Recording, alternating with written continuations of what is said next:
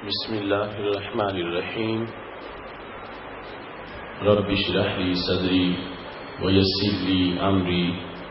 واحلل عقدة من لساني يفقهوا قولي أحمدك اللهم يا مجيب كل سائل والصلاة والسلام على من هو أفضل الوسائل وعلى آله وأصحابه ذوي الفضائل أما بعد فأعوذ بالله من الشيطان الرجيم بسم الله الرحمن الرحيم محمد رسول الله والذين معه أشداء على الكفار رحماء بينهم صدق الله العظيم وصدق رسوله النبي الكريم الأمين إن الله وملائكته يصلون على النبي يا أيها الذين آمنوا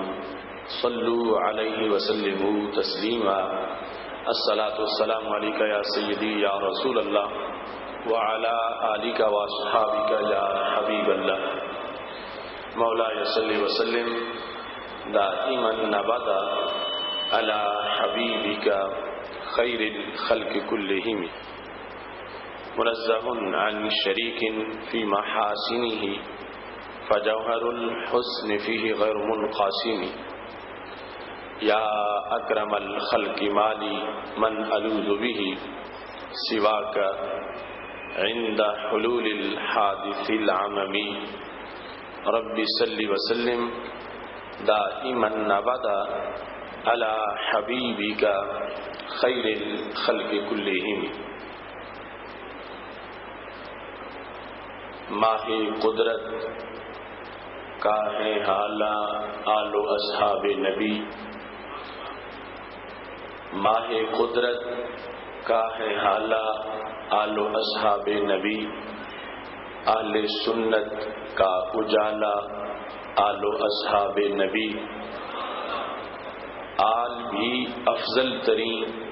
اصحاب بھی افضل ترین آل بھی افضل ترین اصحاب بھی افضل ترین فیض ہے یہ شاہ والا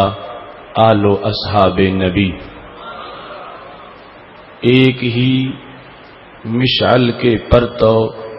اور ہیں شیر و شکر ایک ہی مشعل کے پرتو اور ہیں شیر و شکر ہم نوالا ہم پیالہ آل و اصحاب نبی ہے یہی آصف کا نعرہ اور ہر سنی کا دین ہے یہی آصف کا نعرہ اور ہر سنی کا دین باغ جنت کا ہے لالا آل و اصحاب نبی اللہ تبارک و تعالی جل جلالہ وعم نوالہ واتم برہانہ وعظم شانہ وجل وعز اسمہ کی حمد و ثنا اور حضور سرور کائنات مفخر موجودات زینت بزم کائنات دستگیر جہاں غم گسار زماں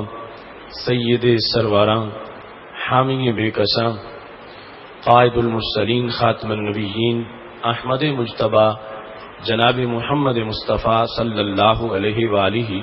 واصحابہ وبارک وسلم کے دربار گہر بار میں ہدیہ درود و سلام عرض کرنے کے بعد وارثان منبر و محراب ارباب فکر و دانش نہایت ہی معزز و محتشم مسامین حضرات رب ذوالجلال کے فضل اور توفیق سے ادارہ صراط مستقیم پاکستان کے زیر اہتمام گوجرانوالا کی سرزمین پہ بٹی میرج ہال میں ماہ رمضان المبارک کے نور بھرے لمحات اور آخری عشرہ کی ان پرکیف ساعتوں میں ہم 16ویں سالانہ فہم دین کورس کے اہم سیشن آل و اصحاب نبی صلی اللہ علیہ وسلم کی باہمی محبت کے موضوع پر یہاں حاضر ہیں، میری دعا ہے رب ذوالجلال ہم سب کو قرآن و سنت کا فہم عطا فرمائے اور قرآن و سنت کے ابلاغ و تبلیغ اور اس پر عمل کرنے کی توفیق عطا فرمائے۔ خالق کائنات جل جلالہ نے رسول اللہ صلی اللہ علیہ وسلم کو دنیا میں بھیج کر جن محبتوں کی بنیاد رکھی، ان محبتوں کا سب سے بڑا مظہر رسول اللہ صلی اللہ علیہ وسلم کی آل اور رسول اللہ صلی اللہ علیہ وسلم کے اصحاب کی باہمی محبت ہے۔ قرآن مجید برہان رشید میں خالق کائنات نے بار بار اس چیز کو واضح کیا کہ جو اسلام کے ظہور سے پہلے کے آپس میں دلوں کے معاملات تھے، رب ذوالجلال نے ان کیفیات کو دور کر کے اسلام کے ظہور سے ان لوگوں کو آپس میں جوڑ دیا اور باہمی الفت و محبت کی روشن مثال ہمیشہ کے لیے قائم فرما دی۔ اور پھر بطور خاص رب ذوالجلال نے رسول اللہ صلی اللہ علیہ وسلم کی مرکزیت کو بیان کرتے ہوئے اور آپ کے ہمہ جہت فیض کا اظہار کرتے ہوئے فرمایا، محمد الرسول اللہ والذین معہ اشداء علی الکفار رحماء بینہم۔ حضرت محمد مصطفیٰ صلی اللہ علیہ وسلم اللہ کے رسول صلی اللہ علیہ وسلم ہیں، اور جو آپ کے ساتھ ہیں وہ کفار میں سخت ہیں، کفار پر شدید ہیں، اور آپس میں بڑے رحیم و کریم ہیں، اور آپس میں ان کا تعلق بڑا ہی محبت والا ہے۔ رسول اللہ صلی اللہ علیہ وسلم کی ذات گرامی چونکہ محور عظمت ہے، اس واسطے خالق کائنات جل جلالہ نے جب آل و اصحاب رسول صلی اللہ علیہ وسلم کا یہ وصف بیان کرنا چاہا کہ یہ تمام آپس میں نہایت محبت والے ہیں اور غیروں کے لحاظ سے، کفار کے لحاظ سے ان کے اندر بڑی شدت ہے، تو رب ذوالجلال نے مضمون کا آغاز رسول اللہ صلی اللہ علیہ وسلم کی ذات گرامی سے کیا، چونکہ آل رسول صلی اللہ علیہ وسلم کو جو کچھ ملا ہے وہ نبی اکرم صلی اللہ علیہ وسلم کی دہلیز سے ملا ہے، اور اصحاب رسول صلی اللہ علیہ وسلم کو جو کچھ ملا ہے وہ بھی رسول اللہ صلی اللہ علیہ وسلم کی دہلیز سے ملا ہے۔ اور پھر ان کو ماننے کے لحاظ سے جس نے بھی ان کو ماننا ہے اپنی عاقبت سنوارنے کے لیے، اس نے نسبت نبوت کو پیش نظر رکھنا، اور سید عالم نور مجسم شفیع معظم صلی اللہ علیہ وسلم کی نسبت جو کہ عظمت کا مدار ہے، اس کو پیش نظر رکھ کے ایمان اور ایقان کی بلندیوں کو جس نے حاصل کرنا ہے تو وہ کبھی افراط و تفریط کا شکار نہیں ہوگا، چونکہ محور اور مدار رسول اللہ صلی اللہ علیہ وسلم کی نسبت ہے، وہ نسبت آل کو حاصل ہے تو آل عظیم ہے، اصحاب کو حاصل ہے تو اصحاب عظیم ہے، لہذا مشترکہ نسبت کی بنیاد پر جب دونوں اطراف کی محبت ہمارے لیے لازم کی گئی تو پھر کسی ایک طرف کی محبت دوسری کے بغیر ہو ہی نہیں سکتی، چونکہ جو بیس ہے محبت کی وہ دونوں میں مشترکہ ہے، وہ ہے رسول اللہ صلی اللہ علیہ وسلم کی ذات گرامی سے عشق اور پیار۔ وہی شخص نبی اکرم نور مجسم شفیع معظم صلی اللہ علیہ وسلم سے محبت میں سچا ہو سکتا ہے جسے آپ کی ہر نسبت سے پیار ہوتا ہے، اور اگر وہ کسی ایک جہت میں بھی کمزوری ظاہر کرے گا تو اس نے پھر عشق رسالت صلی اللہ علیہ وسلم کا کورس ہی مکمل نہیں کیا۔ اس واسطے صفہ سے لے کر اہل سنت آج تک اس بات پر قائم ہے کہ سید عالم نور مجسم شفیع معظم صلی اللہ علیہ وسلم کی جو محبت ہے اور جسے ہر مومن پر لازم کر دیا گیا، اس محبت کا یہ تقاضا ہے کہ رسول اللہ صلی اللہ علیہ وسلم کی آل بیت اطہار رضوان اللہ علیہم اجمعین سے بھی محبت ہو اور آپ کے صحابہ کرام رضوان اللہ علیہم اجمعین سے بھی محبت ہو. جب ایک محبت دونوں اطراف کے لیے وجہ اتفاق و اتحاد ہے تو یقیناً اس کا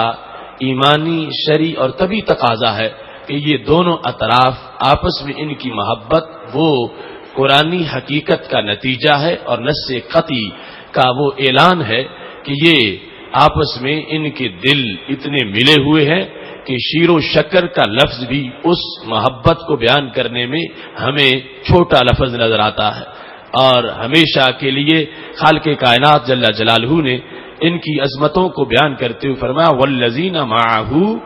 جو رسول اللہ صلی اللہ علیہ وسلم کے ہمراہ ہیں. اب یہ میت کا لفظ جو ہے یہ آل کو بھی شامل ہے اور اصحاب کو بھی شامل ہے. وہ تمام اہل ایمان ان کو خطاب کرتے ہوئے ان کا ذکر کرتے ہوئے خالق کائنات نے فرما دیا اشداء علی الکفار رحماء بینہم. اب یہ عرش کا فیصلہ ہے، نص قطعی ہے، اس کے ہوتے ہوئے کسی جھوٹی موٹی تاریخ یا کسی قصے کہانی کی کوئی گنجائش باقی نہیں رہتی. اللہ فرماتا ہے ان کی شدت کفار پر ہے اور آپس میں اللہ تعالیٰ نے ان کو رحماء بنایا ہے. اس سلسلہ میں ہماری مختلف کورسز میں پہلے بھی گفتگو ہوتی رہی ہے. مثال کے طور پر گزشتہ سال ہمارا موضوع تھا عظمت اہل بیت اطہار رضوان اللہ علیہم اجمعین. تو اس میں ایک پورا حصہ ایسے حوالہ جات کا تھا کہ صحابہ کرام علیہم رضوان کی اہل بیت سے کتنی محبت ہے اور کتنا پیار. اور ایسے ہی ایک موضوع گزر چکا ہے حضرت سیدنا علی المرتضی رضی اللہ تعالی عنہ کی خلفائے راشدین سے محبت. اس میں بھی بہت سی ایسی باتوں کو بیان کیا گیا ہے. آج اس سلسلے کا یہ نیا موضوع ہے اور پرانی حقیقت ہے جس کو ہم اپنے کورس میں شامل کر رہے ہیں. چونکہ آج ایک طرف خارجیت کا زہر جو ہے وہ معاشرے میں گھولا جا رہا ہے اور دوسری طرف رافضیت کا افریط اپنے پورے زہریلے پن کے ساتھ جسد اہل سنت کو ڈسنا چاہتا ہے اور اہل سنت و جماعت کے معتقدات کو خراب کر کے انہیں کسی ہیلے بہانے سے رافضی چرنوں میں داخل کرنے کی کوشش کر رہا ہے. تو اہل سنت و جماعت حقیقت ہے، ایک کائنات کی مستقل حقیقت ہے. یہ نہ خارجیت کے سہارے پہ قائم ہے نہ رافضیت کے سہارے پہ قائم ہے، بلکہ یہ اپنے محبوب علیہ السلام کی محبت کے سہارے پہ قائم ہے.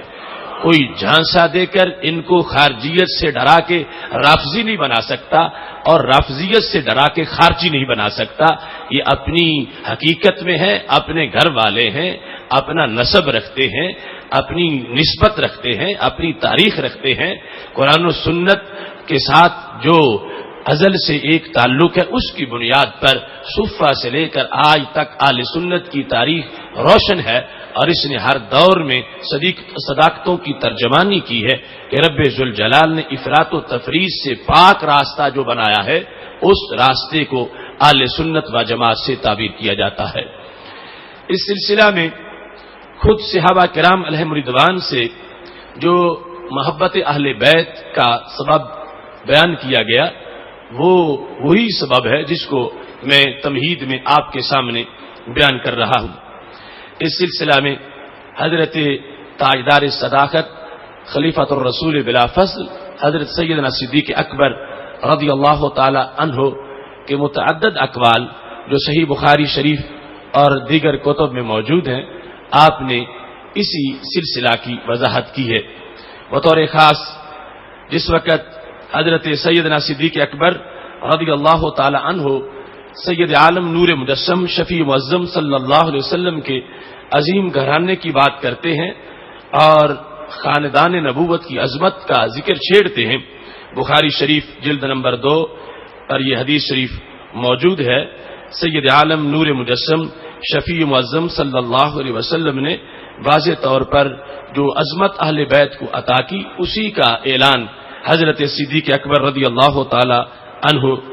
فرماتے ہیں اور قیامت تک کے لیے معتقدات کو محفوظ کرتے ہیں. فرماتے ہیں والذی نفسی بیدہ، مجھے اس رب کی قسم ہے جس کے قبضہ میں میری جان ہے، لقرابۃ رسول اللہ صلی اللہ علیہ وسلم احب الی ان اصل من قرابتی۔ سیدنا صدیق اکبر رضی اللہ تعالیٰ عنہ کہتے ہیں مجھے اپنے خاندان سے نبی علیہ الصلوۃ والسلام کا خاندان کہیں زیادہ محبوب ہے اور کہیں زیادہ میرے لیے مرکز محبت ہے۔ یہ کہ میں اپنے خاندان سے کوئی حسن سلوک کروں، اس سے مجھے اس میں زیادہ لذت آتی ہے کہ میں رسول اللہ صلی اللہ علیہ وسلم کے خاندان کے ساتھ حسن سلوک کروں۔ ایسے ہی آپ کا یہ فرمان جو بخاری شریف جلد نمبر 1 صفحہ نمبر 526 پر موجود ہے کہ حضرت صدیق اکبر رضی اللہ تعالی عنہ کا وہ جملہ جو ایک جملہ ہے اور کئی جلد کتابوں کا مضمون بیان کرتا ہے، ارقبوا محمدن فی اہل بیتہ، اور جو شخص رسول اللہ صلی اللہ علیہ وسلم کو ڈھونڈنا چاہتا ہے وہ آپ کو آپ کے اہل بیت کی محبت میں تلاش کرے۔ ارقبوا محمدن فی اہل بیتی، اس کے یہ سارے ترجمے کیے جا سکتا ہے کہ جو بندہ نبی اکرم صلی اللہ علیہ وسلم کے ساتھ اپنا معاملہ سیدھا رکھنا چاہتا ہے وہ آپ کے اہل بیت کے ساتھ اپنا معاملہ سیدھا رکھے۔ جو رسول اللہ صلی اللہ علیہ وسلم کو خوش کرنا چاہتا ہے وہ آپ کے اہل بیت کو خوش کرے۔ حضرت سیدنا صدیق اکبر رضی اللہ تعالی عنہ کا یہ جملہ اتنے حقائق کو سمیٹے ہوئے ہے اور اس قدر مٹھاس سے بھرپور اور قیامت تک کے لیے خوشبوؤں کا گلدستہ ہے۔ کوئی شخص بھی ایسا نہیں ہو سکتا کہ جو اہل بیت نبی صلی اللہ علیہ وسلم کو چھوڑ کر چاہے کہ میں رسول اللہ صلی اللہ علیہ وسلم کو اپنے اوپر راضی کر لوں اور سرکار مجھے پسند کرے، اور ایسا کبھی نہیں ہو سکے گا۔ وہی انسان در رسالت میں منظور ہو سکتا ہے اور مقبول ہو سکتا ہے جو رسول اللہ صلی اللہ علیہ وسلم کے اہل بیت اطہار رضوان اللہ علیہم اجمعین کی محبت دل میں رکھنے والا ہے۔ سیدنا صدیق اکبر رضی اللہ تعالی عنہ کے متعدد فرامین اس سلسلہ میں موجود ہیں۔ بطور خاص قوت القلوب جلد نمبر 2 صفحہ نمبر 242 پر جناب ابو طالب مکی جو قوت القلوب کے مصنف اور صوفیاء کے پیشوا اور اولیاء کے سید الطائفہ شمار ہوتے ہیں، انہوں نے اپنی اس کتاب میں جن حکمتوں کو بیان کیا ان میں سیدنا صدیق اکبر رضی اللہ تعالی عنہ کے اس عشق کا بھی تذکرہ کیا جو انہیں رسول اللہ صلی اللہ علیہ وسلم کی ہر نسبت کے ساتھ میسر تھی۔ اس سلسلہ میں جس وقت فتح مکہ کے موقع پر حضرت سیدنا صدیق اکبر رضی اللہ تعالی عنہ کے والد گرامی حضرت ابو قحافہ نے کلمہ پڑھا تو سیدنا صدیق اکبر رضی اللہ تعالی عنہ نے اس موقع پر نبی اکرم صلی اللہ علیہ وسلم کے سامنے اپنی ایک حسرت کا اظہار کیا۔ ہر شخص کو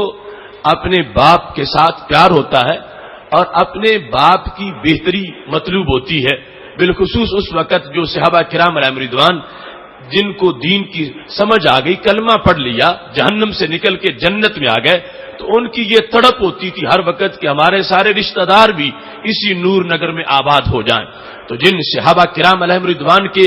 ابھی والدین کافر تھے وہ اس سلسلہ میں سب سے زیادہ ان کی دعائیں ہوتی تھیں کہ اللہ ہمارے والدین کو بھی ایمان نصیب فرمائے۔ اب سیدنا صدیق اکبر رضی اللہ تعالیٰ عنہ جو سب سے پہلے نمبر پر کلمہ پڑھنے والے ہیں اور پھر ہر قدم وہ نبوت کی رفاقت میں بسر کرنے والے ہیں، اور اتنا وقت گزر گیا، مکی زندگی گزر گئی، مدنی زندگی میں فتح مکہ کا سال آ گیا، اور ابھی تک حضرت صدیق اکبر رضی اللہ تعالی عنہ کے والد گرامی ابو قحافہ نے کلمہ نہیں پڑھا تھا، اور اس سلسلہ میں سیدنا صدیق اکبر رضی اللہ تعالیٰ عنہ کو بڑی امید تھی کہ وقت آئے گا کہ اللہ میرے باپ کو بھی ایمان عطا فرمائے گا۔ یہ حضرت سیدنا صدیق اکبر رضی اللہ تعالی عنہ کا یہ کمال ہے کہ خالق کائنات جل جلالہ نے ان کو ہمہ جہت صحبت نبی علیہ الصلوۃ والسلام کی برکتیں عطا فرمائی۔ اس بنیاد پر آپ کے ابا جی بھی صحابی ہیں اور آپ کے بیٹے بھی صحابی ہیں، اور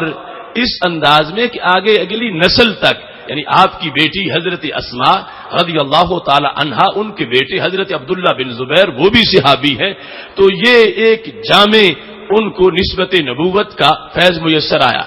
جس وقت حضرت ابو قحافہ رضی اللہ تعالی عنہ نے کلمہ پڑھا تو حضرت صدیق اکبر رضی اللہ تعالی عنہ رسول اللہ صلی اللہ علیہ وسلم کی خدمت میں حاضر ہوئے اور کہنے لگے محبوب مجھے اپنے ابا کا ایمان پسند بڑا ہے مگر میری ایک حسرت تھی وہ پوری نہیں ہو سکی. کہنے لگے واللہ یا رسول اللہ صلی اللہ علیہ وسلم لا اسلام ابی طالب کان احب الی لو اسلم من اسلام ابی. مجھے میرے باپ کا اسلام اس پر اتنی خوشی نہیں ہوئی جتنی جناب ابو طالب کے اسلام پر خوشی ہوتی اگر وہ کلمہ پڑھ لیتے. یہ کہنے کے بعد کہنے لگے سبب کیا ہے؟ لِيَقِرَّ اللَّهُ بِهِ عَيْنَكَ کیونکہ آپ کو محبوب جتنی خوشی ان کے ایمان پر ہوتی اتنی آپ کو میرے والد کے ایمان پر خوشی نہیں ہے چونکہ مجھے اپنی خوشی پر آپ کی خوشی جو ہے وہ زیادہ محبوب ہے. آپ کی خوشی میری خوشی پر فائق ہے اور آپ کی خوشی میری خوشی پر راجح ہے. تو اس واسطے میں یہ تڑپ رکھتا تھا ہمیشہ کہ کاش کہ وہ کلمہ پڑھے تو پھر آپ کے مزاج کو خوشی ہو اور یہ خوشی میرے لیے میرے باپ کے ایمان لانے سے بڑی خوشی تھی. اب یہاں سے سیدنا صدیق اکبر رضی اللہ تعالی عنہ کی جو ایمانی محبت ہے اس میں جا کر بھی انہوں نے اہل بیت اطہار رضوان اللہ علیہ مجمعین کے لحاظ سے جو سید عالم نور مجسم شفیع معظم صلی اللہ علیہ وسلم کے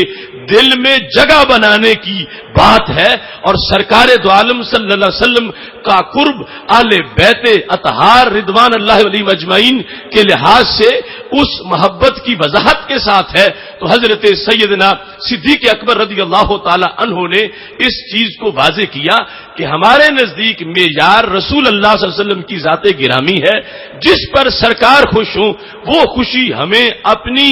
ذاتی خوشی سے بڑی لگتی ہے اگرچہ وہ ذاتی خوشی دنیاوی نہیں دینی ہے. ایک ایمانی خوشی ہے کہ والد محترم نے کلمہ پڑھ لیا ہے لیکن فرمایا اس سے دوسری خوشی میرے لیے بڑی خوشی تھی اس واسطے کہ سید عالم نور مجسم شفیع معظم صلی اللہ علیہ وسلم کی ذات گرامی ہمارے لیے معیار ہے اور آپ کی طبیعت مبارک میں جو خوشی اس وجہ سے ہوتی وہ میرے والد کے ایمان سے بڑی خوشی تھی. اس واسطے میں اپنی خوشی پر اپنے محبوب علیہ السلام کی خوشی کو ترجیح دینے والا ہوں. حالانکہ وہ انسان جس نے دین کی خاطر اتنی قربانیاں دیں اتنے سال انتظار میں بسر کیے کہ کب وہ وقت آئے گا جب میرے والد جہنم سے نکل کے جنتی بن جائیں گے اور بڑی دیر کے بعد وہ وقت آیا. اب اس موقع پر بھی سیدنا صدیق اکبر رضی اللہ تعالی عنہ نے اس چیز کی وضاحت کر دی کہ ہمارے آقا صلی اللہ علیہ وسلم کے قلبی سرور کا جو معاملہ ہے وہ جس لحاظ سے زیادہ ہوگا ہم اس لحاظ کو ہر چیز پر ترجیح دینے والے ہیں تاکہ پتہ چلے اصل مقصود اور محور نبی اکرم نور مجسم شفیع معظم صلی اللہ علیہ وسلم کی ذات گرامی ہے اور انہی کی وجہ سے خالق کائنات نے سب کو عظمتیں عطا فرمائی ہیں. ایسا ہی ایک معاملہ جناب حضرت سید اعظم رضی اللہ تعالی عنہ کی تعلیمات کے لحاظ سے بھی ہے. ابو داؤد شریف میں ذکر ہے کہ جب فتح مکہ کا موقع تھا لشکر اسلام مکہ شریف کے بالکل قریب پہنچ گیا. حضرت سیدنا عباس رضی اللہ تعالی عنہ بھی لشکر میں موجود ہیں. آپ کے دل میں یہ ایک ارمان تھا کہ مکہ شریف جو ہے وہ ایسا نہ ہو کہ لڑائی ہو دست بدست اور بہت زیادہ خون خرابہ ہو جائے قتال ہو جائے.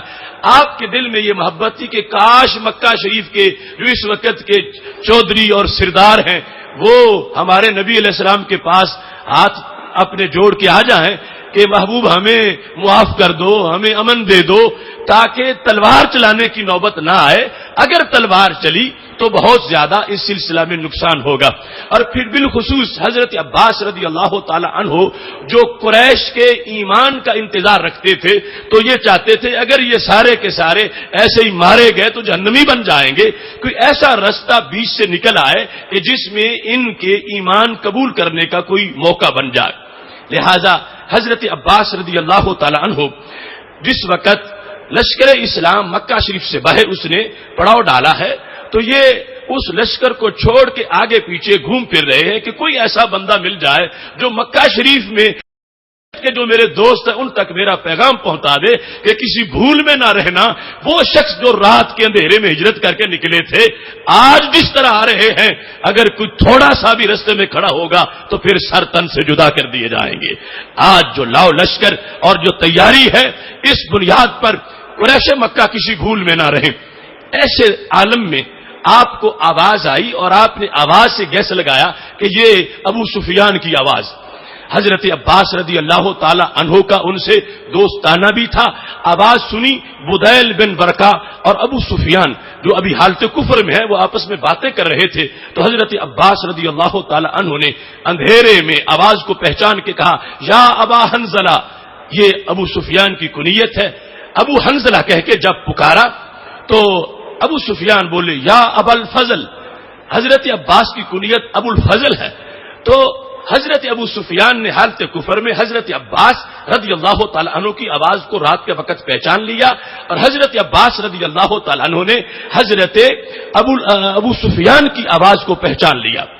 اب آپس میں ملاقات ہو گئی، یہ رسول اللہ صلی اللہ علیہ وسلم سے ہٹ کے علیحدہ ملاقات ہو رہی ہے۔ تو حضرت عباس رضی اللہ تعالیٰ عنہ نے بتا دیا، ابو سفیان کسی مغالطے میں نہ رہنا،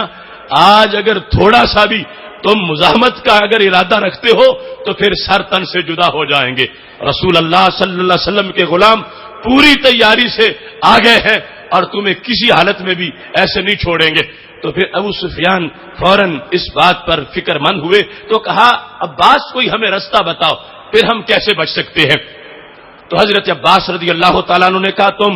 میرے ساتھ آؤ، میں تمہاری رسول اللہ صلی اللہ علیہ وسلم سے ملاقات کرواتا ہوں، تم ان کا کلمہ پڑھ لو اور اس میں نجات ہو جائے گی، دنیا میں بھی بچ جاؤ گے، عقبہ میں بھی بچ جاؤ گے۔ اب معاملہ بڑا سیریس تھا کہ کلمہ پڑھنے تک کی جو نوبت ہے، بیچ میں اگر صحابہ کو ابو سفیان مل جائیں تو وہ زندہ کیسے چھوڑیں گے۔ لہذا حضرت عباس رضی اللہ تعالیٰ عنہ نے کہا، ابو سفیان میں تجھے اپنی پناہ میں لیتا ہوں، میں تمہارا محافظ ہوں، میں ساتھ لے کے جاتا ہوں اور میں رسول اللہ صلی اللہ علیہ وسلم کے دربار میں تجھے پیش کرتا ہوں۔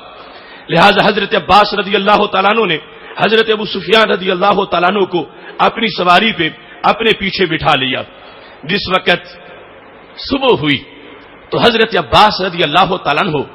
حضرت ابو سفیان کو لے کر نبی اکرم صلی اللہ علیہ وسلم کے دربار میں حاضر ہوئے۔ اتنا ذکر ابو داؤد شریف میں ہے۔ آگے زاد المعاد میں جو اس کی وضاحت لکھی ہے وہاں یہ کہ جب حضرت عباس حضرت ابو سفیان کو لے کر در رسالت پہ جا رہے تھے تو سیدنا عمر رضی اللہ تعالیٰ عنہ کی نگاہ پڑ گئی۔ جب اس شیر دل عمر نے دیکھا کہ یہ وہ ابو سفیان ہے جو ہمارے ساتھ مقابلے کرتا رہا اور جس کے بڑے شر ہیں ہمارے خلاف اور آج ہمارے سامنے آ گیا ہے، لہذا حضرت عمر رضی اللہ تعالیٰ عنہ کی زبان پہ لفظ آ گیا، یا رسول اللہ صلی اللہ علیہ وسلم ھذا ابو سفیان، دیکھو یہ ابو سفیان ہے، یہ ہے وہ ہمارا دشمن اور اب بالکل قریب آ گیا ہے۔ دانی اضرب عنقہ، اجازت دو میں اس کا سر اتار دوں۔ وہ اتنے جوش اور جذبے میں بھی اس ہوش کے مالک تھے کہ آپ کی اجازت سے ہی سب کچھ کروں گا، مگر اس کی تو ہمیں بڑی تلاش تھی اور اب مل گیا ہے، لہذا اجازت فرما دو تاکہ میں اس کا سر اتاروں، اس نے ہمیں بڑے نقصان پہنچائے ہیں۔ اب اس وقت حضرت عمر رضی اللہ تعالیٰ عنہ نے یہ لفظ بولے تو حضرت عباس درمیان میں آ گئے، کہتے ہیں، یا رسول اللہ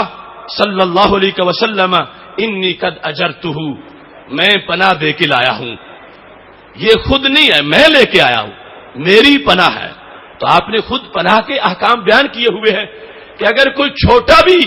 چھوٹا مسلمان بھی کسی کو پناہ دے کے لے آئے گا تو بڑے اس کا احترام کریں گے، تو میں تو عباس ہوں، میں پناہ دے کے لایا ہوں۔ اور حضرت عباس رضی اللہ تعالی عنہ کا اتنا ادب و احترام تھا صحابہ کرام علیہم رضوان میں، چونکہ رسول اللہ صلی اللہ علیہ وسلم بولتے تھے تو فرمایا کرتے تھے، ردوا الیہ ابی عباس، میرے ابا جی عباس کو بلا کے لے آؤ۔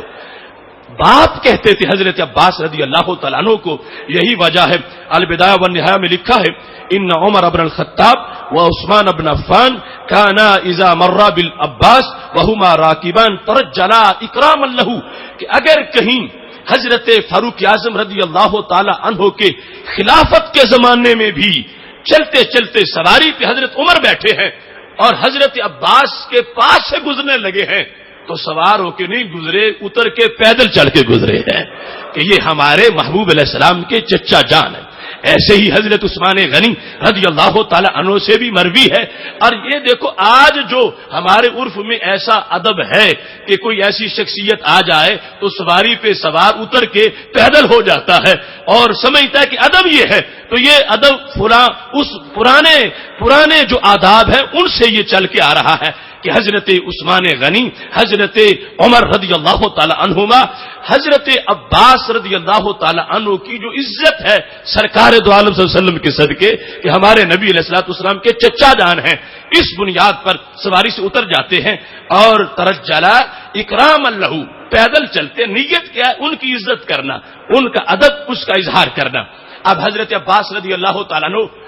اب تو دربار رسالت میں خود موجود ہیں اور حضرت عمر کا غصہ شعلے مار رہا ہے اور صحابہ کے جذبے چنگاریوں میں ہے کہ آج وہ دشمن ہمارے قابو آ گیا ہے، لہذا اس کا سر اتارنا چاہیے۔ حضرت عباس رضی اللہ تعالیٰ عنہ نے کہا قد اجرتہ، میں نے پناہ دے دی ہے۔ اب اس پر بات ختم ہوئی، حضرت عمر چپ ہو گئے کہ حضرت عباس رضی اللہ تعالیٰ عنہ نے جب یہ کہہ دیا تو اجرتہ کہا، لیکن پھر یاد آتا ہے کہ بدر کے موقع پر، احد کے موقع پر یہی تو تھا جو پہاڑیوں پہ چڑھ کے کہتا تھا کہ اب پتا چلے گا فلاں بھی مر گیا، فلاں بھی مر گیا، کوئی نہیں بچا، یا اگلے سال پتا چلے گا، چیلنج کر کے لوٹ رہا تھا، اور اب آج ہمارے سامنے ہے، ہم اس سے حساب اس کا پورا کریں۔ حضرت عباس رضی اللہ تعالیٰ عنہ کہتے ہیں جلست الی رسول اللہ صلی اللہ علیہ وسلم، میں نبی علیہ السلام کے قریب ہو کے بیٹھ گیا، میں نے کہا یا رسول اللہ صلی اللہ علیہ وسلم، میں نے اس کو پناہ دی ہے، ٹھیک ہے مجرم بڑا ہے، دشمن چوٹی کا تھا اور بہت کچھ اس نے کیا ہوا ہے، لیکن اب میں نے اس کو پناہ دی ہے۔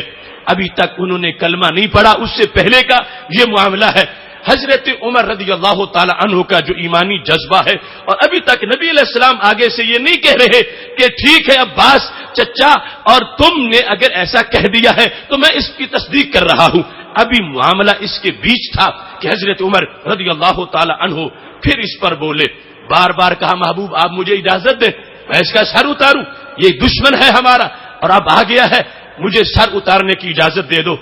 اس پر جب بار بار آپ نے یہ کہا تو حضرت عباس رضی اللہ تعالیٰ عنہ کی زبان سے ایک جملہ نکل گیا، کہنے لگے مہلن یا عمر، عمر چپ بھی کرو، آرام کر کے بیٹھو، کیا تم بولتے ہو؟ فواللہ لو کان من رجل بنی عدی ما قلت مثل ھذا، اگر یہ بنی عدی کا بندہ ہوتا تمہارے خاندان کا تو تجھے اتنا غصہ نہ ہوتا جتنا تمہیں اب غصہ ہے۔ اگر تمہارے خاندان کا کوئی کافر ہم نے پکڑا ہوتا، پناہ دی ہوتی، تو پھر تمہیں اتنا غصہ نہ ہوتا۔ اب یہ ان کی ایک اپنی سوچ تھی کہ شاید عمر کے دل کے اندر جو محبت و عداوت کا معیار ہے، اس میں کوئی اپنی برادری کی امیزش بھی ہے یا اپنے مخالف کی کوئی ذاتی حیثیت کے لحاظ سے بھی دشمنی ہے۔ جب حضرت عباس رضی اللہ تعالیٰ عنہ نے یہ جملہ بولا، عمر صبر کرو، اگر تمہارے خاندان کا ہوتا تو پھر تو تمہیں ایسا نہیں کہنا تھا جتنا تم یہ کہہ رہے ہو۔ حضرت عباس رضی اللہ تعالیٰ عنہ کے کہنے پر حضرت عمر کے منہ سے یہ لفظ نکلے، رسول اللہ صلی اللہ علیہ وسلم کے دربار میں بیٹھے ہیں، کہنے لگے حضرت عباس سن لو، آج تم عباس ہو، میں نے وہ وقت بھی گزارا ہے جب تم کافروں میں تھے، میں اس نبی کا اس وقت بھی غلام تھا، اس وقت جب تم مخالف سمت تھے اور میں رسول اللہ صلی اللہ علیہ وسلم کے ساتھ تھا، خدا کی قسم ہے مجھے اس وقت بھی اپنے ابا خطاب سے زیادہ پیار تم سے تھا، میں نے اپنے باپ خطاب کے لیے اتنی دعائیں نہیں مانگی جتنی دعائیں میں نے تمہارے ایمان کے لیے مانگی ہیں۔ اگر میں ذاتی سوچ رکھتا ہوتا یا خاندانی معاملے ہوتے یا اس طرح کی بات ہوتی تو ایمان کے تقاضے میں تو انسان کو اپنے باپ کو ترجیح دینی چاہیے، میں نے خطاب پر تجھے ترجیح دی ہے، اور مجھے خطاب کا اگر وہ ایمان لاتے اتنا ایمان پسند نہیں جتنا تمہارا ایمان پسند تھا، میں نے اتنا مانگ کے لیے ہے تم کو رب سے، اور اتنی میری آہیں ہیں، میں اتنے رب سے روک کر دعائیں مانگتا رہا ہوں، اور میں نے تجھے اتنا مانگا ہے، اور آج تم یہ مجھے تانے دیتے ہو کہ میں شاید اپنی کسی ذاتی عداوت کی وجہ سے ابو سفیان کا سر اتارنا چاہتا ہوں، اور میرا خاندان کا کوئی بندہ ہوتا اور کافر ہوتا تو میں چھوڑ دیتا۔ فرمایا فرمایا نہیں نہیں اے حضرت عباس یاد رکھو، میں نے جس جب سے کلمہ پڑھا ہے، جس سے پیار کیا ہے سرکار کی وجہ سے کیا ہے، اور جس سے دشمنی کی ہے محبوب کی وجہ سے کی ہے۔ حضرت عمر رضی اللہ تعالیٰ عنہ کی ان جملوں پر رسول اللہ صلی اللہ علیہ وسلم نے اپنی اس سکوت کے ساتھ مہر تصدیق لگا دی ہے، اور آگے حضرت عمر رضی اللہ تعالیٰ عنہ کیسے کتنے اچھے انداز میں اس چیز کو بیان کرتے ہیں۔ فرمانے لگے یا عباس محلا، آپ بھی میری بات سن لیں۔ انہوں نے کہا محلن یا عمر، عمر چپ کرو، محلن یا عباس، عباس آپ بھی تو بات سنو، میں آپ کے سامنے بیان کرتا ہوں۔ فرمانے لگے حضرت عمر واللہ لا اسلاموں کا، خدا کی قسم آپ کا اسلام کان احب الیہ من اسلام الخطاب لو اسلما، اگر خطاب اسلام لے آتے ان کے اسلام پر میرے نزدیک تمہارے اسلام کا مجھے زیادہ شوق تھا، تمہارا اسلام میں نے زیادہ ڈھونڈا ہے، اور تمہارے اسلام کے لیے میں نے زیادہ دعائیں مانگی ہیں۔ کیوں؟ مجھے اس میں کیا لالچ تھا آپ کلمہ پڑھیں، مجھے اس میں کیا حرص تھی کہ آپ کلمہ پڑھیں۔ حضرت عمر رضی اللہ تعالیٰ عنہ کہتے ہیں وما بی الا انی قد عرفت، خدا کی قسم ہے اور کوئی وجہ نہیں تھی کہ میں باپ کو چھوڑ کے تمہاری دعائیں زیادہ مانگ رہا تھا، کوئی وجہ اور نہ تھی۔ قد عرفت، صرف یہی وجہ تھی ان اسلام کا کان احب الی رسول اللہ من اسلام الخطاب، اس وجہ سے میں زیادہ تمہاری طرف رکھتا تھا کہ میرے نبی علیہ السلام کے نزدیک خطاب کے اسلام پر تمہارا اسلام زیادہ مقدم تھا۔ سرکار دو عالم صلی اللہ علیہ وسلم کو اتنا پیار میرے باپ خطاب کے اسلام کا نہیں تھا کہ خطاب کلمہ پڑھے، جتنا سرکار کو یہ شوق تھا کہ میرے چچا عباس کلمہ پڑھے۔ فرمایا میں نے تو اپنا شوق بھی سرکار کی شوق کی اقتدا میں رکھا ہے، جس چیز کا شوق میرے نبی علیہ السلام کو ہے اسی کا شوق عمر فاروق کو ہے۔ فرمایا چونکہ رسول اللہ صلی اللہ علیہ وسلم کے نزدیک خطاب کی وہ ویلیو نہیں تھی جو حضرت عباس کی ویلیو تھی، اس واسطے خطاب کے لیے جو سرکار کے دل میں ایک تڑپ تھی، محبت تھی، وہ عباس رضی اللہ تعالیٰ آپ کے بارے میں جو محبت تھی وہ خطاب کے بارے میں نہیں تھی۔ میں نے یہ نہیں دیکھا کہ میرا باپ خطاب ہے تو میں اس طرف زیادہ قلبی لگاؤ کر لوں، پر میرا قلبی میلان بھی میرے نبی علیہ السلام کے میلان کے تابع ہے۔ چونکہ رسول اللہ صلی اللہ علیہ وسلم نے تمہارے ساتھ زیادہ پیار کیا ہے اور تمہارا ایمان زیادہ مانگا ہے، اور تمہارے اسلام کے لیے نبی اکرم نور مجسم شفیع معظم صلی اللہ علیہ وسلم کے دل میں زیادہ پیار تھا۔ میں نے بھی اپنا مزاج یہی بنایا ہے، میں نے اپنے باپ کے لیے وہ دعائیں نہیں مانگی اے عباس جو تمہارے اسلام کے لیے مانگی ہیں۔ اب دیکھو یہ دو میں نے ان دو ثبات سے آپ کے سامنے حوالے پیش کیے، ایک حضرت سیدنا صدیق اکبر رضی اللہ تعالیٰ عنہ اور دوسرا حضرت سیدنا عمر رضی اللہ تعالیٰ عنہ۔ کیونکہ ویسے تو یہ موضوع بڑا تفصیل والا ہے تو اس کا آج صرف پہلا حصہ ہم بیان کریں گے، باقی اگلے کورسز میں انشاءاللہ بیان ہوتا رہے گا۔ تو اب یہ دو مقدس نفوس، ان کی جو اہل بیت اطہار کے ساتھ محبت ہے اور اس کی جو فکری وجہ ہے، اس کی جو ایمانی بیس ہے، اس کا جو روحانی پس منظر ہے وہ بھی بالکل سامنے آ رہا ہے، اور یہ واضح کیا، اور ان کے آگے جتنے بھی اپنی زندگی کے امور ہیں ان کے لحاظ سے تفصیل جو ہے وہ پہلے بیان کر چکا ہوں کہ حضرت عمر رضی اللہ تعالی عنہ سے جب پوچھا گیا کہ اگر صحابہ میں یہ دیکھا جائے کہ سب سے بڑے جسٹس کون ہیں تو فرمانے لگے علی اقدانا، لوگوں اگر کوئی پوچھے تو کہو صحابہ کے چیف جسٹس کا نام علی المرتضی رضی اللہ تعالی عنہ ہے۔ وہ سیدنا عمر رضی اللہ تعالیٰ عنہ جو عہد خلافت میں اپنے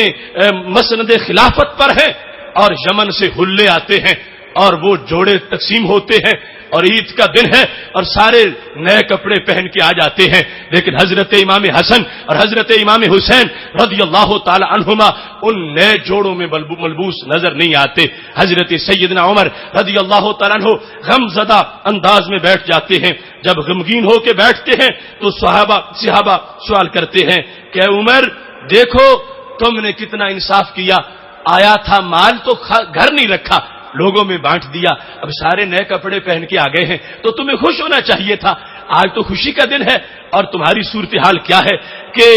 بڑے غمگین بیٹھے ہو. چونکہ روایت جو اس مقام پر موجود ہے تہذیب الکمال جلد نمبر 4 صفحہ نمبر 482 پر، وہاں یہ لکھا ہے عمر قاطب سار بین عینیہ ہے. بس یہ ماتھے پر اس طرح کی سلوٹیں ہیں کہ بہت ہی غم ٹپک رہا ہے. تو لوگوں نے پوچھا امیر المومنین خوشی کا دن ہے تو غمگین کیوں بیٹھے ہو؟ تو فرمانے لگے من اجل الغلامین، ان 2 شہزادوں کی وجہ سے جن کے کپڑے نئے نہیں، تمہارے کپڑے نئے ہیں. میں نے انہیں بھی سوٹ دیے تھے، وہ تیار ہو کے جو یمن سے آئے مگر وہ کپڑے بڑے سائز کے تھے، شہزادے چھوٹے ابھی عمر تھی، اور وہ انہوں نے اس لیے نہیں پہنے کہ وہ بڑے سائز کے ہیں. مگر میرے دل میں پھر بھی خیال آتا ہے کہ رسول اللہ صلی اللہ علیہ وسلم کے گلشن کے یہ دونوں پھول یہ نئے کپڑے نہ پہنے اور باقی سارے پہن لیں، اس کے میری کیفیت عجیب ہو گئی ہے. اس کے ساتھ ہی فوراً یمن پیغام بھیجا اور یمن کے گورنر کو یہ کہا انیباس الیہ بحلتین لحسن و حسین و عجل، کہ اب یہ میں تمہیں پیمائش بھیج رہا ہوں، یہ حضرت امام حسن کا سوٹ، یہ حضرت امام حسین کا سوٹ رضی اللہ تعالی عنہما. فرمایا یہ جدا تیار کر کے بھیجو اور جلدی بھیجو. جب یہ شہزادے کپڑے پہنیں گے پھر عمر کے دل کو سکون میسر آئے گا. اتنا ادب، احترام، محبت اور اس انداز کے فیصلے کہ ایک ایک بات جو ہے وہ اس چیز کو واضح کرتی ہے کہ انہیں کس انداز میں سید عالم نور مجسم شفیع معظم صلی اللہ علیہ وسلم کی نسبت سے پیار تھا. طبقات ابن سعد میں یہ لکھا ہے کہ حضرت عمر رضی اللہ تعالیٰ عنہ نے جب بیت المال اسٹیبلش کیا اور صحابہ کے وظائف مقرر کیے، جس کی جتنی خدمات تھیں اس کے لحاظ سے اس کا حصہ اپنی طرف سے معین کر دیا. تو ایک ضابطہ بنا دیا کہ جو بدری صحابہ کے بیٹے ہیں، بدری صحابہ کے بیٹے جو ہیں ان کے لیے حصہ 2,000 درم دیا جائے گا بدری صحابہ کے بیٹوں کو، اور جو بدری ہیں ان کا حصہ زیادہ ہوگا. اس میں جب تقسیم ہوتی گئی تو حضرت امام حسن اور حضرت امام حسین رضی اللہ تعالی عنہما کا حصہ اس لحاظ سے 2,000 بنتا تھا کہ وہ بھی بدری صحابی کے صاحبزادے ہیں. لیکن حضرت عمر رضی اللہ تعالی عنہ نے کہا ان میں سے ہر ایک کو 5,000 5,000 دیا جائے گا. باقی بدری صحابہ کے صاحبزادوں کے لیے 2,000. لیکن حضرت امام حسن اور حضرت امام حسین رضی اللہ تعالی عنہما کے لیے 5,000. جس وقت کسی نے پوچھا عمر اس کا سبب کیا ہے؟ فرما لقرابتہما لرسول اللہ صلی اللہ علیہ وسلم، ان کو میں حصہ سرکار کی نسبت کی وجہ سے زیادہ دے رہا ہوں کہ یہ سید عالم نور مجسم شفیع معظم صلی اللہ علیہ وسلم کے گلشن کے پھول ہیں. یہ عام لوگوں جیسے نہیں ہیں. بدری صحابی کا صاحبزادہ ہونا یہ بہت بڑا منصب ہے، مگر جو ان کی سیٹ ہے وہ اور کسی کی سیٹ نہیں ہے. اس بنیاد پر اب دیکھو یہ ان حضرات کا جو اہل بیت اطہار رضوان اللہ علیہم اجمعین سے تعلق ہے. اب بطور خاص صرف آج کی اس نشست کے اندر یہ 2 اپنی طرف سے جو اظہار محبت کرتے ہیں اور پھر آگے ان سے جو اہل بیت اطہار رضوان اللہ علیہم اجمعین کی طرف سے اظہار محبت کیا جاتا ہے اس کا بھی منظر دیکھو. حضرت عمر، حضرت صدیق اکبر رضی اللہ تعالیٰ عنہما، ان کے بارے میں اگر حضرت علی رضی اللہ تعالیٰ عنہما کے جذبات دیکھو، حضرت علی رضی اللہ تعالیٰ عنہ کہتے ہیں لا یجتمع فی قلب المومن حبی و بغض ابی بکر و عمر. کوئی مومن نہیں ہو سکتا جب تک کہ اس کے سینے میں ہماری محبت اکٹھی نہیں ہو جاتی. فرمایا نہیں اکٹھی ہوگی کسی مومن کے سینے میں میری محبت اور ان دونوں کا بغض. فرمایا ان کی آپس میں رہائش اکٹھی نہیں ہو سکتی کہ میرے ساتھ کوئی پیار کرے اور ان کے ساتھ بغض رکھے. فرمایا نہیں، اگر ان کا بغض ہے تو پھر میری محبت بھی جھوٹی ہے، میرا پیار بھی سچا نہیں، اور اگر میرا پیار سچا ہے تو پھر ان کا بغض نہیں ہو سکتا. کسی مومن کے دل میں میری محبت اور ان کا بغض اکٹھا نہیں ہو سکتا. اور دعا مانگتے تھے تو اللہم اصلحنی بما اصلحت به الخلفاء الراشدین، اے اللہ میری ایسی اصلاح کر دے جیسی تو نے خلفاء راشدین کی ہے۔ کسی نے ایک مرتبہ پوچھا وہ کون ہے جن کا نام لے کے دعائیں مانگتے ہو؟ اتنا غصہ بھی آیا، افسوس بھی ہوا، آنکھوں میں آنسو آ گئے، اغرورقت عینا ہو، آنکھوں میں آنسو آ گئے کہ تو عجیب ہے کہ تجھے یہ پتا نہیں کہ میں کن کا نام لے کے دعا مانگتا ہوں کہ اے اللہ مجھے ان جتنا عطا فرما۔ رحما حبیبا یا ابو بکر و عمر، یہ جن کو میں خلفائے راشدین کا نام لے کے کہتا ہوں ان جتنا رب مجھے بھی عطا فرما۔ ایک کا نام ابو بکر صدیق ہے، دوسرے کا نام حضرت عمر فاروق رضی اللہ تعالی عنہما ہے۔ ہما شیخ الاسلام امام الہدا، فرمایا یہ دونوں اسلام کے لیڈر، یہ دین کے رہبر، فرمایا جو ان سے محبت کرتا ہے جنت میں وہی جانے والا ہے۔ حضرت علی رضی اللہ تعالی عنہ کا وہ جملہ جس وقت حضرت عمر رضی اللہ تعالی عنہ کی چارپائی پڑی تھی اور سیدنا علی رضی اللہ تعالی عنہ اس گھر میں موجود تھے جہاں حضرت عمر رضی اللہ تعالی عنہ کی کا جسد اطہر موجود ہے۔ مستدرک للحاکم جلد نمبر 4 صفحہ 12 پہ یہ حدیث شریف موجود ہے کہ حضرت عمر رضی اللہ تعالی عنہ کا جسد اطہر جب ڈھانپ کے رکھا گیا، حضرت عبداللہ بن عباس کہتے ہیں جو ارد گرد لوگ کھڑے تھے میں بھی موجود تھا، اتنے میں حضرت علی رضی اللہ تعالی عنہ آ گئے اور آ کے یہ کہا انی کنت لاظن ان یجعلک اللہ ما صاحبیک، میرا جو تمہارے بارے میں یقین ہے عمر تم وہیں پہنچو گے اسی مقام پر جہاں اللہ کے رسول صلی اللہ علیہ وسلم تشریف فرما ہے اور جہاں حضرت صدیق اکبر رضی اللہ تعالیٰ عنہ موجود ہیں۔ فرمایا اللہ تمہیں ان سے دور نہیں رکھے گا، اللہ تمہیں ان کے ساتھ ملانے والا ہے، یعنی ان کی صحبت بعد از وصال تمہیں میسر آنے والی ہے اور جنت میں رب تمہیں ان کا ساتھ دینے والا ہے۔ اس کے ساتھ ہی حضرت سیدنا علی رضی اللہ تعالی عنہ کہنے لگے کیوں میں یہ کہہ رہا ہوں کہ میں غیب کی خبر کہ جنت میں تم سرکار کے ساتھ ہوگے، تم حضرت صدیق اکبر کے ساتھ ہوگے، میری زبان سے یہ لفظ کیوں نکل رہے ہیں؟ پر میرے پاس ایک دلیل ہے۔ کون سی؟ فرمایا میں نے نبی علیہ السلام کی زبان سے بار بار یہ سنا، بار بار اکثر کا لفظ بولا۔ کس طرح؟ فرمایا میرے محبوب علیہ الصلوۃ والسلام جب بھی بات کرتے تھے تو تقیہ کلام ہی یہ تھا، کہتے تھے ذهبت انا و ابو بکر و عمر، گیا میں، گئے ابو بکر، گئے عمر۔ پھر فرمایا دخلت انا و ابو بکر و عمر، داخل میں ہوا، داخل ابو بکر ہوئے، داخل عمر ہوئے۔ خرجت انا و ابو بکر و عمر، نکلا میں، نکلے ابو بکر، نکلے عمر۔ کہتے ہیں میں نے سرکار کی زبان میں تیسرے لفظ سے پہلے جملہ ختم ہوتا نہیں دیکھا۔ جب بھی رسول اللہ صلی اللہ علیہ وسلم نے اپنا نام لیا اور ساتھ صدیق اکبر کا نام لیا، عمر تمہارا نام لیے بغیر بات مکمل ہی نہیں کی، ساتھ ہی تیسرے نمبر پہ تمہارا بھی نام لیا۔ جو اس بنیاد پر میں نے یہ نتیجہ نکال رکھا ہے کہ رب اپنے محبوب کی اداؤں کا بڑی اس کی ویلیو قرار دینے والا ہے۔ جس انسان کو نبی علیہ السلام دنیا میں بات کرتے نہیں بھولے اور اپنے ساتھ بات میں شریک کیا ہے، علی کے فیصلہ یہ ہے، علی کا عقیدہ یہ ہے کہ اللہ اس شخصیت کو جنت میں بھی ان سے دور نہیں رکھے گا، جنت میں تیسرا مقام ضرور ساتھ عطا فرمائے گا۔ سیدنا علی رضی اللہ تعالی عنہ کے متعدد اقوال ہیں، لیکن وہ چونکہ موضوع گزر چکا ہے، حضرت سیدنا علی رضی اللہ تعالی عنہ کی خلفائے راشدین سے محبت، اس بنیاد پر اس کو میں شارٹ کر رہا ہوں۔ اب یہ جو صورتحال ہے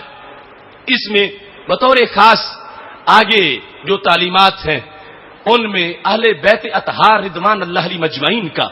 بچہ بچہ اس بات کا سبق دیتا دکھائی دیتا، اور ایک ایک عہد اور ایک ایک تاریخ پوری ان شخصیات سے وابستہ ہے۔ اس سلسلہ میں خلاصے کے طور پر جو تبرک ہے اہل بیت اطہار کا وہ حضرت سیدنا امام زین العابدین رضی اللہ تعالی عنہ ہے، جو کربلا کی اس آخری رات کے بھی امین ہیں، جو حضرت سیدنا امام حسین رضی اللہ تعالی عنہ نے اپنی فکری اعتقادی امانتیں ان کے سپرد کی تھیں۔ حضرت امام زین العابدین رضی اللہ تعالی عنہ اس سلسلہ میں اہل بیت اطہار کے معتقدات پر ایک اتھارٹی کی حیثیت رکھتے ہیں، اور حضرت داتا گنج بخش اجمیری رحمۃ اللہ علیہ جیسے مقدس نفوذ نے حضرت امام زین العابدین رضی اللہ تعالیٰ عنہ کی اس حیثیت کو بھی واضح کیا ہے۔ اب صرف چند تشریحات حضرت امام زین العابدین رضی اللہ تعالیٰ عنہ کی طرف سے ان مقدس نفوس کے لحاظ سے پیش کرتے ہوئے اپنی گفتگو کو سمیٹوں گا، تاکہ پتہ چلے کہ وہ شخص جس نے سارے گرم سرد حالات بھی دیکھ لیے، جس نے عہد دیکھا وفاؤں کا بھی جفاؤں کا بھی، اور کربلا کے میدان میں دشمنوں کے دوڑتے گھوڑے خیمہ اہل بیت کی طرف اور خیموں کو لگی ہوئی آگ اور جلی ہوئی رسیاں اور وہ آخر شب کے وہ روحانی اللہ کی طرف سے رحمتوں کے جو دلاسے، وہ سب کچھ جن کے پیش نظر ہیں، وہ جانتے ہیں وفا کون کرتا ہے اور جفا کون کرتا ہے۔ وہ اہل بیت اطہار کی آخری گواہی، جس گواہی پر پوری کائنات میں پھر لذت رسالت کے وہ غنچے کھلے کہ جس کی وجہ سے اہل بیت کا فیض پوری کائنات میں پہنچا۔ حضرت سیدنا امام زین العابدین رضی اللہ تعالی عنہ کا یہ انداز جس کو آپ نے پیش کیا، وہ قرآن مجید برہان رشید کی آیات ہیں۔ کشف الغمہ رافضیوں کی کتاب ہے، اس کتاب کے اندر تفصیل سے اس چیز کا ذکر کیا گیا ہے کہ حضرت امام زین العابدین رضی اللہ تعالیٰ عنہ کے پاس کچھ لوگ آ گئے جن کا تعلق عراق سے تھا، اور آ کر حضرت امام زین العابدین رضی اللہ تعالیٰ عنہ کی خدمت میں بیٹھ کر انہوں نے کچھ ایسے کلمے بولنے شروع کر دیے۔ کچھ باتیں حضرت صدیق اکبر رضی اللہ تعالیٰ عنہ کے خلاف کی، کچھ باتیں حضرت عمر رضی اللہ تعالیٰ عنہ کے خلاف کی، کچھ باتیں حضرت عثمان غنی رضی اللہ تعالیٰ عنہ کے خلاف کی۔ مقصد کیا تھا؟ ہم یہ باور کرائیں کہ ہم محبان اہل بیت ہیں، اور یہ جن کے ہم نام لے رہے یہ تمہارے دشمن تھے، اور ہم بھی تمہارے دشمنوں کو دشمن سمجھتے ہیں۔ اس انداز میں جب وہ رافضی حضرت امام زین العابدین کے پاس اپنی بات کرنے لگے تو حضرت امام زین العابدین نے ان کو جس انداز میں روکا اور رد کیا وہ بڑا مثالی انداز۔ آج یہ مرض جب پھیلتا ہے تو بڑے بڑے مقامات تک پہنچتا ہے، یعنی کچھ آستانوں کے ایسے بھی پیر ہیں کہ جن کو صرف اس بنیاد پر کہ مرید ناراض ہو جائے گا اگر غلطی ٹوکوں گا تو جو کچھ کہتا رہے، اگرچہ اپنے ایمان کا کباڑا ہو جائے۔ کئی ایسے علماء کہ جن کو صرف اس سے ہے کہ میری عقیدت میں فرق آ جائے گا اگر میں اس کی غلطی نکالتا ہوں، یہ جو کہتا رہے اگرچہ اپنے ایمان کا جنازہ نکل جائے، لیکن کربلا کا وہ فیض اور اہل بیت اطہار کی امانتوں کا وہ حوالہ حضرت امام زین العابدین رضی اللہ تعالیٰ عنہ،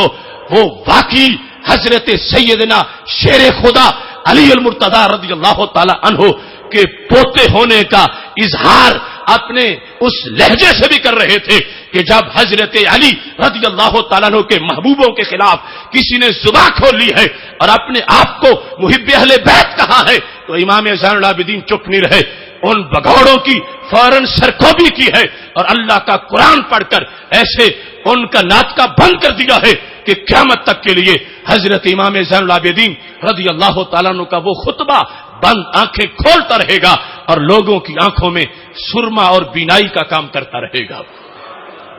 کشف الغمہ میرے پاس وہ اربلی کی کتاب موجود ہے جس میں پورا تفصیل سے اس چیز کو لکھا گیا کہ جس وقت ان لوگوں نے اپنی بات شروع کی حضرت امام زین العابدین نے روک لیا، پر اب میری ایک بات سن لو پھر تم جو کہتے ہو میں سنوں گا۔ پر میں قرآن مجید برہان رشید کی ایک آیت کے بارے میں تم سے پوچھنا چاہتا ہوں، تم مجھے جواب دو۔ اب وہ کہنے لگے ہاں ٹھیک ہے پوچھو کیا پوچھنا چاہتے ہو۔ تو حضرت امام زین العابدین رضی اللہ تعالی عنہ نے سورہ حشر کی آیات پڑھی اور ان سے یہ پوچھا، فرمانے لگے قرآن مجید برہان رشید میں اللہ کا فرمان ہے للفقراء المہاجرین، یہ چیز فقراء کے لیے ہے، مہاجرین کے لیے ہے، الذین اخرجوا من دیارہم واموالہم، وہ جنہیں نکالا گیا تھا اپنے گھروں سے اپنے مالوں سے، گھر بھی انہوں نے چھوڑے مال بھی چھوڑا، نکل گئے مکہ شریف سے مدینہ شریف کی طرف۔ ان کے دل میں نکلتے وقت خیال کیا تھا؟ کیا لالچ تھا کہ مدینہ شریف میں کوئی پلاٹ مل جائیں گے، یا مدینہ شریف میں کوئی اچھا کاروبار مل جائے گا، یا مدینہ شریف میں کوئی دنیاوی فائدہ مل جائے گا؟ فرمایا نہیں، رب نے ان کے دل کی گارنٹی دی ہے، کیا فرمایا یبتغون فضلا من اللہ ورضوانا، اللہ فرماتا ہے کہ یہ دنیا کے لالچ میں نہیں نکلے، یہ تو میرا فضل ڈھونڈتے نکلے ہیں۔ یبتغون فضلا من اللہ ورضوانا، رب کا فضل ڈھونڈتے نکلے ہیں، رب کی رضا ڈھونڈتے نکلے ہیں، یہ رب کے فضل اور رضا کی تلاش میں نکلے ہیں۔ یہ وحی ہے، اللہ کا فرمان ہے جو دلوں کے بھید بھی جانتا ہے۔ اب آج کا طبقہ صحابہ کی عظمت کے خلاف بولتے ہوئے وہ تانے کہ جو انسان سوچ بھی نہیں سکتا، صحابہ کرام علیہم رضوان کی ذوات کے بارے میں ان کی زبانوں سے نکلتے ہیں۔ اب اللہ کی وحی کہہ رہی ہے کہ یہ سارے مہاجرین جو مکہ چھوڑ کے مکہ شریف سے مدینہ شریف جا رہے ہیں، یہ کون ہیں؟ یبتغون فضلا من اللہ ورضوانا، رب کا فضل ڈھونڈتے نکلے ہیں، گھر چھوڑ دی ہے، رب کا فضل ڈھونڈا اور رب کی رضا کے لیے نکلے ہیں۔ تو اللہ تعالیٰ فرماتا ہے کیا ڈرپوک تھے یا یہ نڈر ہے؟ فرمایا ینصرون اللہ ورسولہ، اتنے بہادر ہیں، انہوں نے رب کی بھی مدد کی ہے، رب کے نبی کی بھی مدد کی ہے۔ یہ 4-5 صفات پہلے کے نکلے ہیں، پھر اللہ کا فضل ڈھونڈتے ہیں، رضا ڈھونڈتے ہیں، پھر اللہ کی بھی مدد کی، یعنی اللہ کے دین کی مدد کی، رسول اللہ صلی اللہ علیہ وسلم کی مدد کی۔ تو پھر رب خلاصہ کیا ہے، انہیں کیا کہیں؟ اللہ فرماتا اولئک هم الصادقون، یہ سارے ہی سچے ہیں، یہ سب سچے ہیں۔ اب یہ وحی ہے، اللہ کا فرمان ہے، سورہ حشر کی آیت نمبر 8 ہے۔ حضرت امام زین العابدین کا عجیب انداز استدلال، آپ نے آیت پڑھ کے فرمایا انتم ہم، یہ تمہاری شان میں آیت اتری ہے؟ اے صدیق و عمر کے خلاف بک بک کرنے والوں، یہ مجھے بتاؤ یہ آیت تمہارے بارے میں اتری ہے؟ تو کہنے لگے نہیں یہ تو ہمارے بارے میں تو نہیں اتری، کیونکہ ان کی عمر بتا رہی ہے وہ پیدا ہی نہیں ہوئے تھے اس وقت۔ تو اب کہتے ہیں ہمارے بارے میں تو نہیں اتری۔ تو حضرت امام زین العابدین نے فرمایا چلو میں ایک اور آیت پڑھتا ہوں، اس کے بارے میں بتاؤ۔ اگلی آیت جو انصار کے بارے میں وہ بھی پڑھ ڈالی۔ کہنے لگے اللہ فرماتا والذین تبوؤا الدار والایمان من قبلہم، وہ لوگ جنہوں نے دار کو گھر بنایا، دار مدینہ شریف کا نام ہے، والایمان ایمان کو گھر بنایا، ایمان بھی مدینہ شریف کا نام ہے۔ فرمایا جنہوں نے ایمان میں رہائش اختیار کی اور دار میں من قبلہم، ان مہاجرین سے پہلے، یعنی جو پہلے وہاں آبادی تھی انصار، وہ کون ہیں؟ اللہ ان کے دلوں کی بھی بات وحی میں لا کے ہمیشہ کے لیے ان کی عظمت کو ظاہر فرماتا ہے۔ فرمایا یحبون من ہاجر الیہم، اتنے مخلص ہیں دین کے لیے کہ ہجرت کر کے جانے والوں کو انہوں نے محبوب بنا رکھا ہے۔ اب دیکھو نا، تھوڑی سی آبادی دوسری کسی شہر میں آ جائے تو لوگ ناکے لگا لیتے ہیں، ہمارے پاس تو اپنے شہر کے لیے جو ذخیرہ ہے تھوڑا ہے، ہم ان کے خرچے کہاں سے پورے کریں؟ لیکن اللہ ان لوگوں کا اپنا نعرہ وہ تو علیحدہ رہ گیا، رب کہتا میں دل جانتا ہوں ان کے، کہ جب قافلے مکہ شریف سے چل کے مدینہ شریف پہنچے تو یہ انصار کے دل باغ باغ ہو گئے ہیں کہ محبوب کے ساتھ ہمارے مہمان آ گئے ہیں۔ یحبون من ہاجر الیہم، اگر دنیاوی خیال والے ہوتے تو کہتے یہ کیا ہو گیا ہے، اتنے اور آ گئے ہیں، ہم کیسے گزارا کریں گے؟ اللہ فرماتا ہے میں رب ہو کے جانتا ہوں کہ دلوں میں جذبے کیا تھے۔ یحبون من ہاجر الیہم، کہ جو ہجرت کر کے آ رہے ہیں یہ ان سے بڑا پیار کرتے ہیں۔ پھر ولا یجدون فی صدورہم حاجۃ مما اوتوا ویؤثرون علی انفسہم ولو کان بہم خصاصہ، فرمایا انہیں جو کچھ دیا گیا ان کے دلوں میں مال کی کوئی رغبت ہی نہیں ہے، اور جب موقع آتا ہے تو یہ اپنے آپ کو پیچھے رکھتے ہیں، اپنا مال اپنے مہاجر بھائیوں کو دے دیتے ہیں، انہیں اپنے اوپر ترجیح دیتے ہیں۔ یہ آیت بطور خاص اس وقت نازل ہوئی تھی کہ جس وقت ایک رسول اللہ صلی اللہ علیہ وسلم نے فرمایا تھا کون ہے میرے مہمان کو آج گھر رکھے گا؟ تو ایک انصاری نے کہا میں رکھتا ہوں، اور گئے تو گھر والی نے کہا مہمان لے آئے ہو تو گھر تو چیز ہی کوئی نہیں، نہ میرے لیے کچھ نہ آپ کے لیے، صرف اتنا ہے کہ بچے کچھ کھا لیں، تو بچے بھوکے رکھنے ہیں تو مہمان کو کھلا دو۔ تو کہا ہاں ٹھیک ہے، مہمان تو مہمان نبی علیہ السلام کی طرف سے آیا ہے، بچے تو کھاتے ہی رہتے ہیں، بچے سلا دو 90 صبیانہ کے کسی طرح بچوں کو سلا دو اور جو بچوں کا کھانا ہے یہ مہمان کو کھلائیں گے اور اس انداز میں کھلائیں گے کہ اسے پتہ نہ چلنے پائے کہ گھر والے بھوکے رہ رہے ہیں. تم نے اٹھنا ہے, جب میں کھانا رکھ دوں گا چراغ کو صحیح کرنے کے انداز میں پھونک مارنی ہے. ایسے ہی ہوا, چراغ گل ہو گیا. پھر یہ گھر والے برتن رکھتے ہیں, برتن اٹھاتے ہیں, آواز پیدا کرتے ہیں کہ مہمان سمجھے گھر والے بھی کھا رہے ہیں. آج لوگ اوروں کو فراڈ کے فریب اور ان کے دنیاوی مقاصد کے لیے ایسے کام کرتے ہیں, لیکن ان اللہ والوں نے اپنے مہمان کے پیٹ کے علاوہ اس کے خیال کی بھی میزبانی کی ہے تاکہ اسے شرمندگی نہ ہو کہ میں تو کھا رہا ہوں, گھر والے بھوکے ہیں. اب رات گزر گئی, جب صبح نبی علیہ السلام کی دہلیز پہ پہنچے تو محبوب علیہ السلام نے فرمایا ان اللہ ضاحک علیکما طیلۃ لیلۃ, اے میرے صحابہ, اے انصاری, تجھ پر اور تیری بیوی کے سمل پر میرا رب ساری رات مسکراتا رہا ہے. یہ مسکراہٹ جو رب کی شان ہے اس کے لائق. اب یہ آیت اتر گئی اس موقع پر اللہ فرماتا وَيُؤْثِرُونَ عَلَىٰ أَنفُسِهِمْ وَلَوْ كَانَ بِهِمْ خَصَاصَةٌ. کیا ہے ان انصار کی شان کہ اپنی بھوک نہیں دیکھتے اور اپنے مہمان کو کھلا دیتے ہیں. اب یہ آیت امام زین العابدین جن کے گھر قرآن اترا ہے وہ رافضیت کے بیماروں کے سامنے دلیل کے طور پر قرآن پیش کر رہے ہیں. فرمانے لگے یہ اللہ کا فرمان ہے وَمَن یُوقَ شُحَّ نَفْسِهِ, جسے نفس کی لالچ سے بچا لیا گیا ہے. یہ انصار, یہ ان کا کیا منصب ہے؟ اللہ فرماتا ہے فَأُولَٰئِکَ هُمُ الْمُفْلِحُونَ, یہ ہیں کامیابی پانے والے. اب پہلی آیت کے بعد میں اولئک هم الصادقون, یہ سارے سچے ہیں. اب فرمایا اولئک هم المفلحون, یہ انصار سارے فلاح پانے والے ہیں. اب صحابہ کے دو طبقے, ایک انصار دوسرے مہاجرین. اب یہ آیت جب انصار والی پڑھی, حضرت امام زین العابدین رضی اللہ تعالیٰ عنہ نے فرمایا انتم ہو, یہ تمہارے حق میں اتری تھی؟ تو کہتے ہیں نہیں ہمارے بارے میں تو نہیں اتری. تو آپ نے فرمایا دو آیات میں نے پڑھی, میں نے تم سے پوچھا, اگلی میں پڑھ رہا ہوں, اب نہیں پوچھوں گا, اب اپنا فتویٰ دوں گا. دو آیات میں نے پڑھی, تم سے پوچھی اور تم نے خود بتایا کہ یہ ہمارے بارے میں نہیں ہے. تو پھر فرمایا اب تیسری میں پڑھ رہا ہوں اور میں بتاؤں گا کہ یہ کس کے بارے میں ہے. تیسری کیا پڑھی؟ فرمایا والذین جاءوا من بعدہم, وہ جو آئے ان کے بعد, انصار و مہاجرین کے بعد. انصار و مہاجرین کے بعد اب قیامت تک کے مسلمانوں کی جو آیت ہے وہ حضرت علی کے پوتے نے پڑھ کے کہا لستم من الذین, پہلی بھی تمہارے بارے میں نہیں تم خود کہتے ہو, دوسری بھی تمہارے بارے میں نہیں تم خود کہتے ہو, تیسری جو قیامت تک کے مسلمانوں کے بارے میں ہے میں کہتا ہوں تمہارے بارے میں نہیں, اس واسطے کہ تم ابو بکر و عمر کا بغض رکھتے ہو. اور اللہ فرما رہا ہے مومن وہ ہے جو ان سے پیار کرنے والا ہوتا ہے.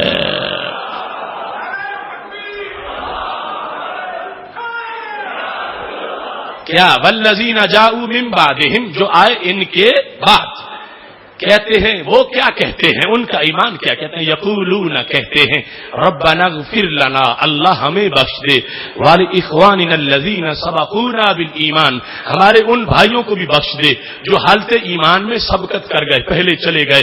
پھر وہ کیا کہتے ہیں ولا تجعل فی قلوبنا غلا للذین آمنوا,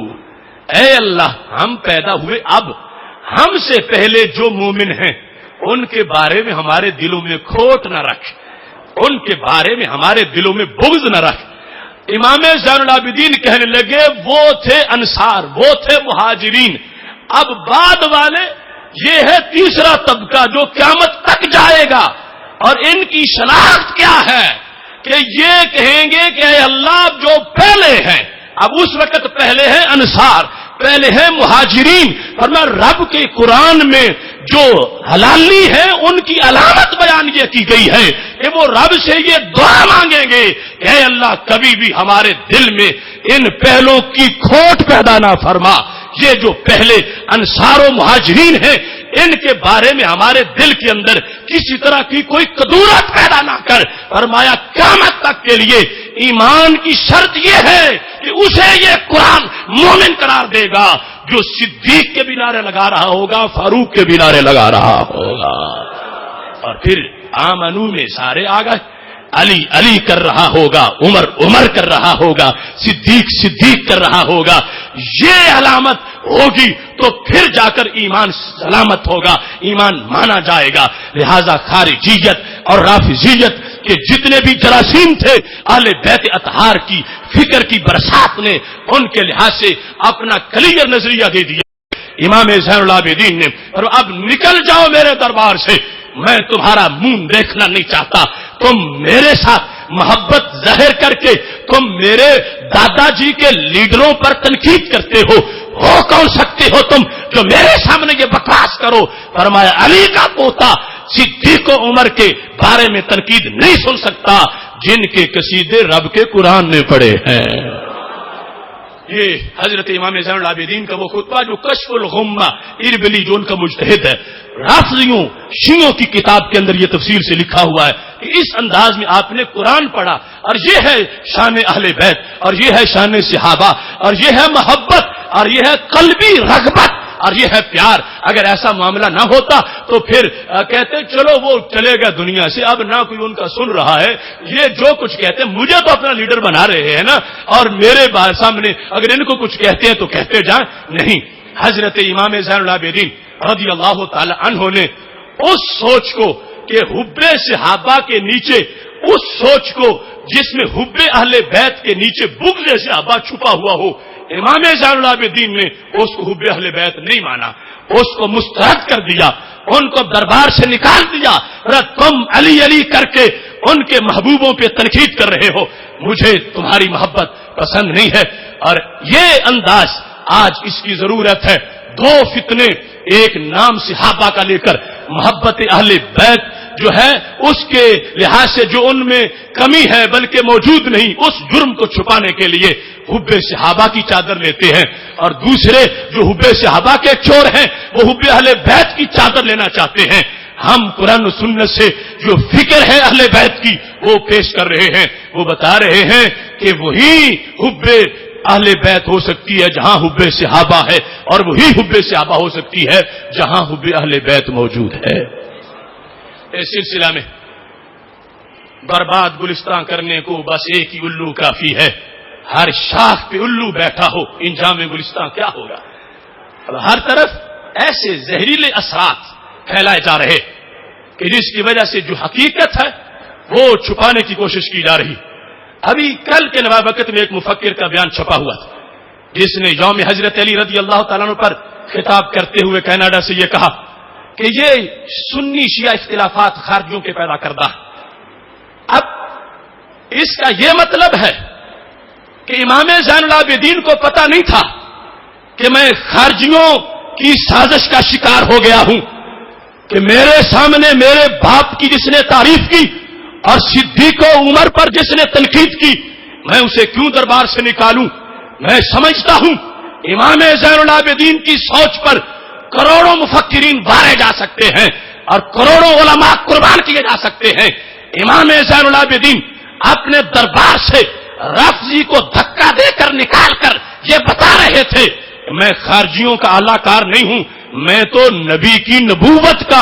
جو فیض ہے اس کا بانٹنے والا ہوں. اور یہ واضح کر دیا کہ یہ ایک سازش ہے، فتنہ ہے. خارجیت بھی کھوٹا سکہ، رافضیت بھی کھوٹا سکہ، اور دونوں کھوٹے سکے کے دو رخ ہیں. اور جو سچا سکہ چلنے والا ہے جنت میں اسے سنی کہا جاتا ہے. آج کوئی رافضیت سے پینگے چڑھانے کے لیے خارجیت کی وارننگ پر کہے کہ چونکہ خارجیت کا خطرہ بڑا ہے تو میں رافضیت کی گود میں بیٹھ گیا ہوں. ہم کہہ رہے ہیں جیسے خارجیت فتنہ ہے ایسے رافضیت بھی فتنہ ہے. اہل سنت کے لیے یہ جائز نہیں کہ رافضیوں سے ڈر کے خارجیوں کی گود میں بیٹھے یا خارجیوں سے ڈر کے رافضیوں کی گود میں بیٹھے. ہمیں کسی کی گود میں جانے کی ضرورت نہیں ہے. ماہ مدینہ اپنی تجلی عطا کرے. یہ ڈھلتی چاندنی تو پہر دوپہر کی ہے. نہ ہمیں ایران کے پیسے کی ضرورت ہے نہ سعودی کے ریال کی ضرورت ہے. ہمیں اپنے محبوب کے حسن و جمال کی ضرورت ہے. کتنا ظلم، کتنا ستم اپنی چوریوں کوتاہیوں پر اپنی جھوٹی فکر کا لبادہ اوڑھ کر لوگوں کی رہزنی کے لیے بیان داغ دیا جاتا ہے. چلو مان لیا خارجیوں کا فتنہ ہے، تو پھر اگر آج کوئی شخص یہ کہے کہ یہ مسلمان اور مرزائی کا معاملہ یہ برطانیہ کا پیدا کیا ہوا ہے. اب برطانیہ نے اپنی طرف سے جھوٹی واہی نازل کی تھی مرزا قادیانی پر، اس نے اس سے اعلان کروایا تھا. تو کیا اس کا یہ مطلب ہے کہ قادیانی اور مسلمانوں کو کوئی فرق ہی نہیں؟ اسے یہ کہہ کر کے برطانیہ کی سازش تھی، برطانیہ نے یہ کروایا ہے، برطانیہ نے یہ اختلاف پیدا کیا ہے. تو جس نے بھی کروایا ہے ہمیں تو یہ دیکھنا ہے کہ کرنے والے کہہ کیا رہے ہیں. اگر برطانیہ کے کہنے پر کسی نے اپنی نبوت کا اعلان کر دیا تو ہم صرف برطانیہ کو مجرم قرار دیں گے اور اس جھوٹے نبی کو کچھ نہیں کہیں گے؟ نہیں، ایمان اسے کچھ کا بچے گا جو اسے جھوٹا مانے گا، اسے کافر مانے گا، مرتد مانے گا، پھر جا کے اس کا ایمان بچے گا. ورنہ جو نبی علیہ السلام کے سامنے اپنی نبوت کا اعلان کر رہا ہے اور سرکار کے بعد اپنی نبوت کے لیے ڈھنڈورے پیٹ رہا ہے، اسے کہہ دو یہ سارا قصور برطانیہ کے، یہ اسے کچھ نہیں کہنا چاہیے. ہر مومن یہ سمجھتا ہے کہ وہ مرزا قادیانی بطور خود مجرم ہے، پیچھے جو ہے وہ ہے ہی، لیکن دعویٰ تو اس نے کیا ہے. آج اگر رافضی حضرت صدیق اکبر کو گالی نہیں دیتے بلکہ کافر بھی کہتے ہیں، آج کا رافضی حضرت عمر رضی اللہ تعالی عنہ کو جہنمی ازلی دائنی مانتا ہے. ایک جگہ نہیں، اگر 100 جگہ کوئی پوچھے گا میں 100 جگہ ان کی بڑی کتابوں سے دکھاؤں گا. آج کا رافضی جس وقت امی عائشہ سید عائشہ الصدیقہ رضی اللہ تعالی عنہا کی طرف لعنت کے لفظ منسوب کرتا ہے اور اپنی وہ مومنوں کی جو ماں ہے ان کے بارے میں معاذ اللہ وہ لفظ جو زبان زیبا نہیں دیتی کردار کے لحاظ سے بولتا ہے، تو ہم یہ کہہ کے چپ کر جائیں گے کہ یہ خارجیوں کا پیدا کردہ فتنہ ہے. ہمیں اس سے غرض نہیں کہ خارجیوں کا ہے یا رافضیوں کا اپنا ہے، ہمیں اس سے غرض ہے کہ ہم اپنی ماں کی توہین نہیں ہونے دیں گے. ہم سیدہ عائشہ کے روحانی بیٹے قیامت تک ان کی عظمت پہ پہرا دیں گے، اور جو کھوکھلے مفکرین ان بے غیرتوں کے ساتھ مل کر ان گستاخیوں پر پردہ ڈالیں گے، ہم ان کے چہرے سے نقاب نوچ کے قوم کو بتائیں گے کہ یہ ہے مجرم جنہوں نے افکار ملت سے غداری کی ہے اور اپنی ساکھ بچانے کے لیے کسی کی گود میں جا بیٹھے ہیں. اس واسطے کہ ہم نے وفا کا دم کسی حکومت سے بھی نہیں بھرا، ہم نے وفا کا دم کسی لیڈر سے بھی اس انداز میں نہیں بھرا. ہم نے کلمہ پڑھا ہے تو محمد عربی صلی اللہ علیہ وسلم کا کلمہ پڑھا ہے. اس واسطے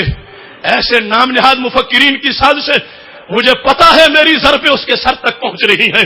میں جانتا ہوں بے بس ہو چکا ہے، میں جانتا ہوں اس کی سازشوں کو، میں جانتا ہوں اس کے لونڈوں کو، میں جانتا ہوں اس کے چیلوں کو، میں جانتا ہوں اس کی طرف سے حملے کرنے والوں کو. مجھے پتا ہے، مگر مجھے یہ بھی پتا ہے لٹک جانا تو آتا ہے، اٹک جانا نہیں آتا. کسی کے روب سے پیچھے دبک جانا نہیں آتا. میں گنچا ہوں جو کھل جائے نسیم حرم کعبہ سے، مجھے ایوان شاہی میں چٹک جانا نہیں آتا. گزر اوقات کر لیں گے کسی بھی پیڑ کے نیچے، مجھے گستاخ بنگلے میں پھٹک جانا نہیں آتا. جلالی ہوں پلا ہوں وادی احرار بکھی میں، رزم گاہے حقیقت سے کھسک جانا نہیں آتا. یہ سوچ جو اسلاف سے آئی اس کے مطابق ہمیں آگے چلنا ہے، اور انہیں دعوت فکر کہ وہ اپنی فکر سیدھی کریں. ہمارا کسی سے پلاٹ کا جھگڑا نہیں اور پلیٹ کا بھی جھگڑا نہیں. ہم انانیت خدا کی قسم ہے ایک بار بھی کسی کا اختلاف کسی کے ساتھ ہم اپنی ذات کے لحاظ سے نہیں کر رہے، ہم تو اس قرآن کی وجہ سے. یہ مجبوری ہے کہ اگر آج چپ رہیں گے کل سب کچھ مٹ جائے گا. چمک اور پیسے میں لوگ ڈوب کر بھول جائیں گے اپنے اسلاف کا مذہب، بھول جائیں گے صفہ والوں کا عقیدہ، اور بھول جائیں گے وہ سارے معاملات. اس واسطے ہم یہ وہ پیغام جو شروع سے چل کے آیا ہے اسے اپنے اوپر قرض سمجھتے ہیں، اس کو بیان کرنا ہے. اور جہاں جہاں بھی چوری ہوگی وہاں پر چور کی شناخت یہ ہمارے ذمہ ہے. یہ اس وقت تک ہے جب تک آخری سانس بدن میں موجود ہے، اور اس وقت تک مکلف ہے، اور انشاءاللہ آخری سانس تک اس بات کا پہرا دیں گے. وہی ہے صاحب امروز جس نے اپنی ہمت سے زمانے کے سمندر سے نکالا گوہر فردا. فرنگی شیشہ گھر کے فن سے پتھر ہو گئے پانی، میری اکسیر نے شیشے کو بخشی سکتی ہے خارا، وہ چنگاری خسو خاشاک میں کیسے جبدا ہے، جسے حق نے کیا ہو نیستاں کے واسطے پیدا رہے ہیں اور ہیں فرعون میری گھاٹ میں اب تک، مگر کیا غم کہ میری آستی میں ہے ید بیضا۔ وآخر دعوانا ان الحمد للہ رب العالمین۔